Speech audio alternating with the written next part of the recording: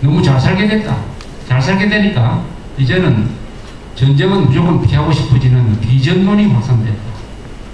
그 가운데서 국군을 폄하하고 상무정신을 군사문화를 조롱하는 이런 퇴영적인 문화가 한국 사회에 퍼지게 됐다.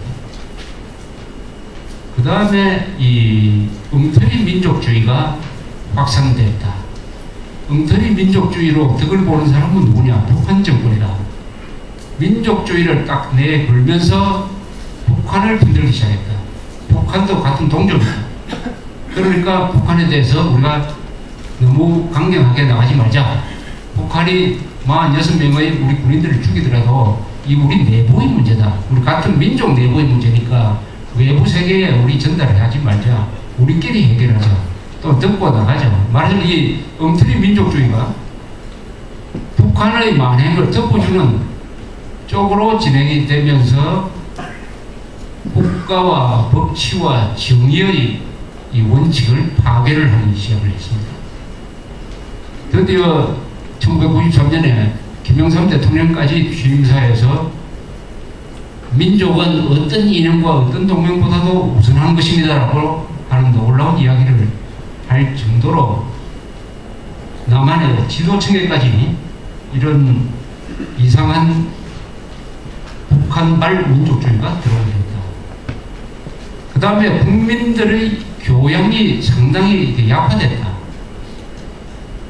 민주주의는 두 가지 조건 하에서 이게 제대로 기능할 수가 있습니다. 하나는 법이 지켜지는 조건 하에서 민주주의가 기능할 수가 있어요. 두 번째는 국민들이 교양 있는 사람일 때 민주주의가 기능할 수가 있습니다. 국민들이 교양이 없고 잘 속는다. 국민들이 법을 지키지 않는데 민주주의를 하면 어떻게 되느냐. 그 민주주의는 우리가 지금 보고 있는 것처럼 선동꾼과 반역자의 무대가 되고 그들의 놀이개가 되어버린다. 민주주의가 놀이개가 되어버린다. 사기꾼과 선동꾼과 반역자들이 민주주의를 활용해가지고 자기 이득을 취하고 국가를 무시하고 법치를 파괴하고 국민 교양을 파괴하고 진실을 거짓말로 둔갑시키고 하는 이런 난장판이 된다. 그런데 한국은 불행하게도 민주주의를 하기에는 아직도 취약한 법치 정신과 교양을 갖고 있었다. 더구나 한글 전용을 하는 바람에 우리 국민들이 가지고 있는 인문적인 교양이 약화되기 시작한 게 수십 년에 이르렀다. 그래서 사람들이 분별력이 약해졌다. 분별력, 적과 동지를 분별하는 능력, 그리고 선과 악을 분별하는 능력이 아주 약화됐다 하는 것이 어떤 기본적인 흐름이었습니다. 그런데 이 1000만 명의 이 문제국민이라고 일단 명칭을 그렇게 얘기합시다. 이 1000만 명의 문제국민들이 있으면은 어떻게 되느냐. 이 사람들을 이용하고 이 사람들을 보호하는 정치 세력과 맞물려 활동하게 됩니다. 민노당, 민주당은 지금 천안함 폭침을 믿지 않는다는 이 1000만 명의 유권자들을 믿고 그렇게 간큰 행동을 합니다. 근데 최근에 국회에서 대북 규탄 결의안을 통과시킬 때 민노당, 민주당은 반대를 했습니다. 반대. 즉 천안함을 폭침시킨 김정일을 규탄하는 결의문에 반대를 했어요. 왜 반대했습니까? 왜 반대했겠습니까? 반대해도 손해를 안 보니까 반대한 거죠. 반대를 해도 손해를 안 본다고 판단하기 때문에 반대하는 겁니다. 반대를 해도 선거에서 떨어지지 않을 것이라고 반대를 했습니다. 거꾸로 반대하면은 표를 더 많이 얻을 것이다. 반대를 하면은 당선되는데 더 유리할 것이다 생각하니까 반대한 겁니다. 왜냐? 1000만 명의 단단한 지지 기반이 있기 때문입니다. 이러면은 민주당, 민노당과 이 1000만 명은 공생관계가 되는 것이죠.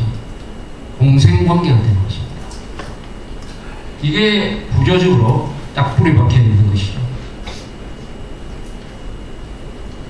그리고 이 1000만 명이나 되는 세력은 어디에 있느냐? 이 사람들이 어디에 있느냐? 어느 한 군데 모여 삽니까? 한국 사회 곳곳에 들어가 있다. 판사가 돼가지고 재판장도 되고 공무원도 되어 있고 국회의원도 되어 있고 그리고 교수도 되어 있고 기자도 되어 있고 이렇게 한국 사회의 요소에 중요한데 박혀 있다. 이 1000만 명은 활동성이 매우 강하다. 더구나 젊은 사람들이고 배운 사람들이고 잘 조직된 사람이다. 이렇게 볼 수가 있습니다. 그래서 이 남노당 세력이라고 있었어요. 이 세력이 우리가 건국을 할 때 상당히 방해 세력이었습니다. 방해 세력인데 1950년 6월 25일 6.25가 나기 전에도 한국 사회에 이 남노당 세력이 상당히 크게 있었습니다. 국회 안에도 있었어요. 그래서 프락치 사건 같은 게 났습니다. 언론계에도 있었어요. 학계에도 있었고 또 일부는 저 산속에서 게리라질을 하고 있었습니다. 이걸 믿고 박원영이가 김일성한테 남침을 하면 이 세력이 들고 일어날 것이다 라고 이야기를 했습니다. 근데 들고 일어나기 전에 우리 이승만 정부가 여러 가지 강력한 수단을 통해서 못 일어나도록 했죠. 그 과정에서 보도연맹 사건도 생기고 또 억울하게 죽은 사람도 생겼습니다. 이때 남노당 세력은 6.25 전쟁 3년을 치르면서 한국 사회에서 아주 일소가 됐습니다. 남은 세력은 지하로 들어갔어요. 지하로 들어갔습니다. 근데 없어진 게 아니었어요. 그 세력이 계속되다가 1980년대 민주화 운동을 하는 과정에서 이 세력이 민주화 운동 세력으로 둔갑을 해가지고 활동을 하기 시작을 했습니다. 인맥으로도 이 남한에서 좌익운동 열심히 하는 사람 중에서 일가 친척 중에 이 남노당 세력이 많습니다. 그래서 연좌제에 걸려가지고 고생한 사람, 그것 때문에 이 정권에 대해서 반감을 가진 사람들이 많습니다. 이 사람들이 요새 부활한 느낌이 들어요. 부활한 느낌.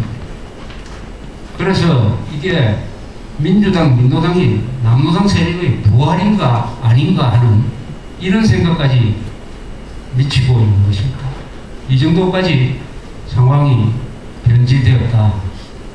이 남노당 세력은 어떻게 됐느냐, 결과적으로.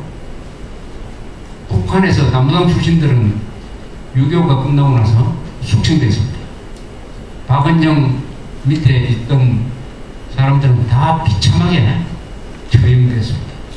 아마 이것도 만약 남북 간의 연방제 통일이 성공을 한다면 남한의 이 민주당, 민노당, 남한의 이 친북 좌익 세력들도 아마 그 같은 운명을 맞게 될 것이다 하는 것을 역사의 교훈으로서 잘 보여주고 있습니다. 그래서 이 민주당, 민노당 세력이 지금식으로 이런 식으로 가면은 대한민국은 내전으로 가지 않을까 하는 하나의 악몽을 우리가 지금 던져주고 있어요. 내전으로 가지 않도록 하기 위해서 우리가 노력을 해야 되고 무엇보다도 정부가 노력을 해야 되죠. 그런데 지난 2년 반 동안에 이명박 정부는 뭘 했느냐?